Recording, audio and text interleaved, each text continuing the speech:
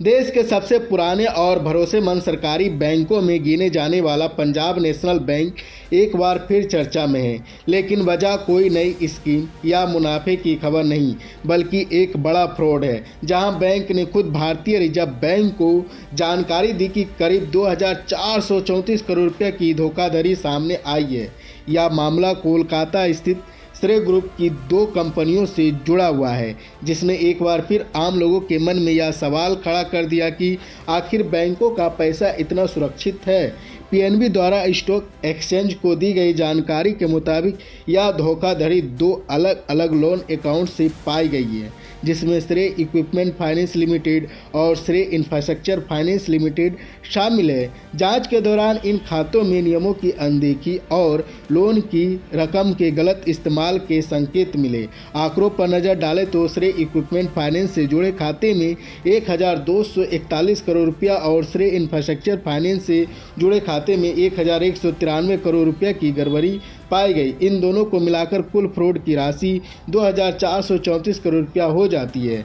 बता दें कि बैंक ने इस पूरे मामले को ब्रोइंग फ्रॉड की कैटेगरी में रखा है, जिसका मतलब होता है कि लोन किसी खास उद्देश्य के लिए लिया गया, लेकिन उस पैसे का इस्तेमाल किसी और जगह किया गया या फंड को दूसरी कंपनियों में घुमा दिया गया।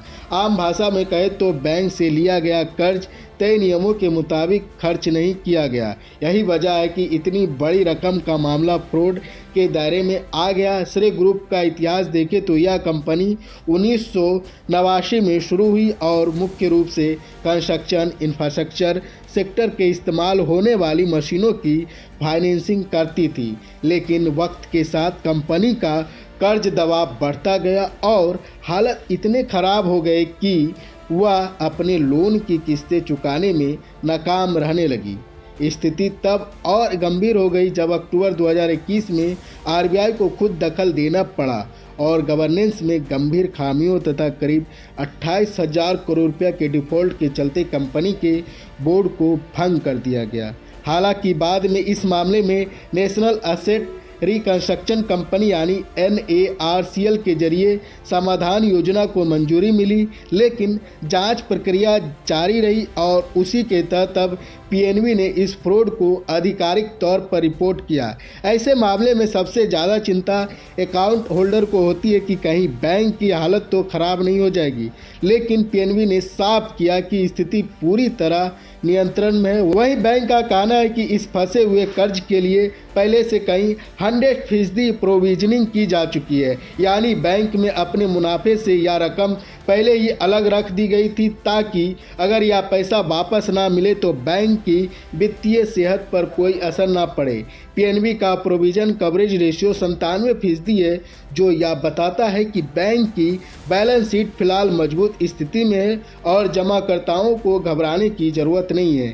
पीएनबी और घोटालों का नाम इससे पहले भी जुड़ चुका है, खासतौर पर साल 2018 में नीरव मोदी और मेहुल चोकसी से जुड़े बड़े घोटाले में, जहां लेटर ऑफ अंडरटेकिंग के गलत इस्तेमाल ने पूरे बैंकिंग सिस्टम को हिला दिया था। हालांकि मौजूदा मामला उससे अलग है, क्योंकि यह ट्रेड फाइनेंस नहीं बल्कि कारपोरेट लोन से जुड़ा फ्रॉड है।